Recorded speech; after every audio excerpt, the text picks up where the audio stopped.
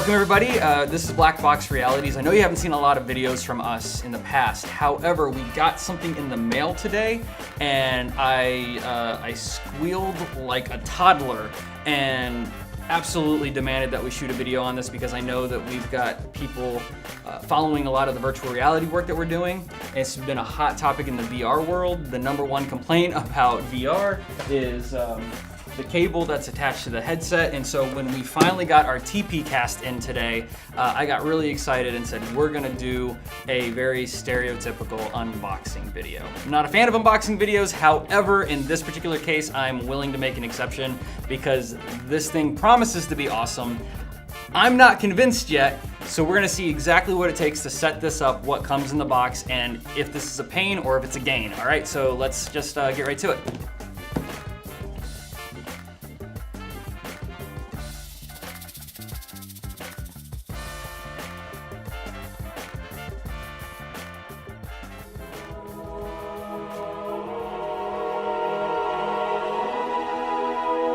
It's beautiful. So the first thing you're gonna notice when you open up the box is you're greeted by the 3 pieces of main hardware, but also this anchor box. That was unexpected by us. Evidently this piece is not for sale. Not sure why you have to define that, but this is not for sale. Evidently this is not what we bought. Inside the anchor box is some paperwork, and a real big battery. Here is your anchor battery and your connections, and I'm piecing this together without reading the instructions here, but my understanding is this is then gonna dock into here, and there's a belt thing here. We're gonna go through all of that later, but this is your anchor battery. Inside the pack, there's also a USB cable. You'll need that for later. This is your paperwork. This very tiny little welcome guide is your paperwork. And then, are you not happy? If you're not happy, here's who you call when you're not happy. Are you happy? Here's who you call when you're happy. I don't know. We'll find out if we're happy or not, and then we'll make a decision who we're gonna call. Part of your belt pack. The piece that's gonna go actually on the VR headset to start the wireless tethering. And then breakout box here. This has a standard mounting bracket on the back, so this is actually, I believe, going to screw to the wall. It seems like that's all that's in the box, however, well, we'll put this here. And once you've done that, you start getting into some of the more, maybe more unexpected pieces. Here is this is your belt, harness thing. We'll figure out how we utilize this in a little bit. A little bag of goodies over here. Most of these are all of your cables you're gonna need. It's not bad. This is fewer cables than I was originally expecting, considering how many cables the Vive does require.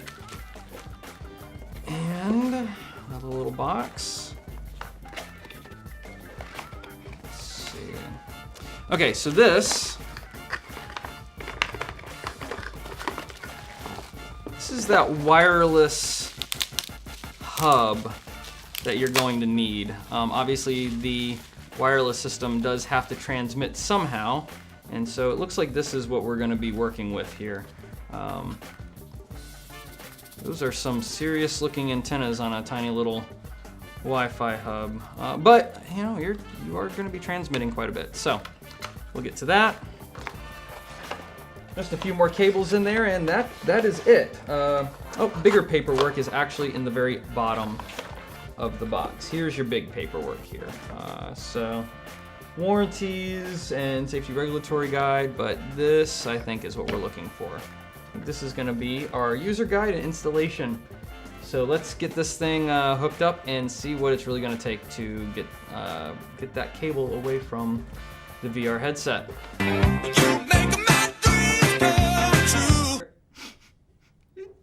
It's so hard. All right, so I gave up and I got Dan. Ready? Unnecessary clap. Go. Dan's one of the directors here at BlackBox, and when I can't do something, which is often, I call Dan, and then Dan reads the manual. Yes. The manual is tiny, and then there's the big manual, but neither of them tell you what to do. The American version has a English-only manual that is pretty extensive, and I have that qualifier because when it gets down to the very important technical things towards the end of the setup, it gives you suggestions like refer to the user manual. Isn't that which is in the user manual? It tells you to. So as we unpacked it and started getting set up, it did have good labeling on all the different parts. Every cable had a little sticker on it, a little flag that labeled it. For instance, this HDMI is labeled 2B. There's a sticker underneath the female port that it's supposed to go into that says 2B. So getting everything connected to the right spot was relatively easy. The integration between the device and the computer through all of the different wireless elements and receivers was the thing that took a couple hours to actually figure out. The most important part of it is the receiver here. It picks up the HDMI and data signal, which is a combination of receiving from one transmitter that just transmits the video signal and a wireless router. These are two different boxes. These are not just in the same box sending different signals. Like, they're actually separated pieces of hardware. And certain things run into it and other things run through the one that's transmitting video as well. The power that runs the headset, it turns out you get this very stylish cell phone holster and a awkward buckle, and this lives inside it. High voltage! Luckily this comes partially charged, so you can actually get started without having to wait for 8 hours of charging to fill this thing up. But it will be dead by the time you get it working. Yes, yeah. So, strange thing, it does have one of the USB plugs that runs into the headset. Not sure what is getting sent through this, unless this is somehow yet another receiver that's picking up a wireless transmission from... Maybe one's doing the Wi-Fi, one's doing the video? Maybe? Because one's basically sending the positional data, right? Like, it's actually the data that's needing to be fed back to the computer to say where you are in the room. That's coming off of the base stations. And then one is actually sending the HDMI and audio signal to the headset. Anyways, so you get this cool possible receiver / battery pack that you dangle from a weird sock near your genitals. So hopefully it's not just full of electromagnetic radiation. Danger, danger, high voltage. Half of the cables that run into the headset come out of this, and then the other half come out of this top piece that's an HDMI, but then also another USB, so I really don't know. The audio to the audio strap runs out of the headset just like always. Not sure if you can see it, but on the very top of this there's a blinking green light. That's the only indicator you have that it's on. Or doing a thing. Yeah. And it has two modes of blinking, fast and slow. Unfortunately, both mean that it's working. So after about 15 or 20 minutes, we were able to get them synced.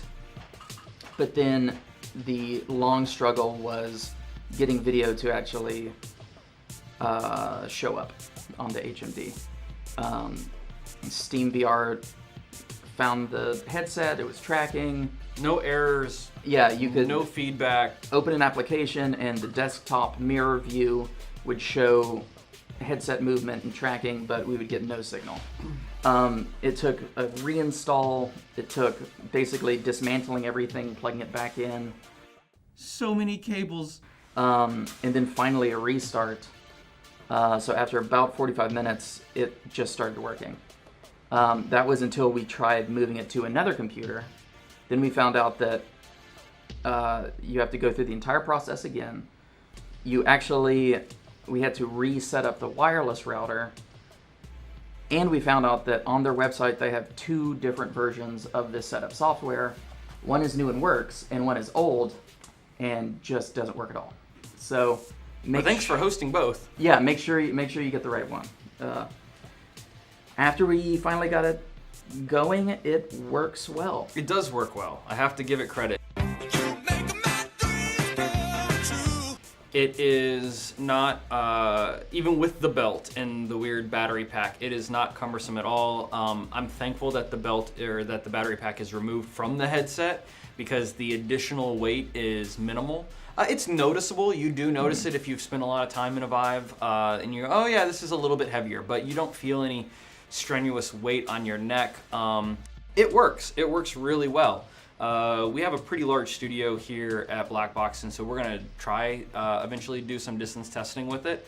Yeah, we're giving it a hard time because there are some things about it that deserve it getting a hard time. But for it being the first commercially viable product to make your VR headset go wireless, all that matters is that it works. And you know, price range at what was it, $199, I think. $199, around $200. Yeah. If you're commercially looking for it and you're a gamer with a VR headset in your home, may not be worth that extra price, especially if you're only in like a 10 foot by 10 foot square. But when you're starting to look at more of a VR solution for business or design or something that's more lends itself to a larger environment, it's worth getting rid of that wire. I wouldn't suggest it for the home right now. You're adding a lot of hardware to a system. To get rid of a cable, it's easier just to hang the cable from above. It's not a turnkey, easy solution for the home gamer. I don't think you're going to notice even that big of a difference, especially if you're used to having that cable. I know that when I put the headset on and we booted up the new Fallout 4 VR, our development area that we leave clear is about 10 foot by 10 foot, and I didn't get this expected amount of freedom that I was thinking was going to come with it. Now, put me in the same headset and let's bump that up to 30 feet by 30 feet, and you're going to get a different response from me.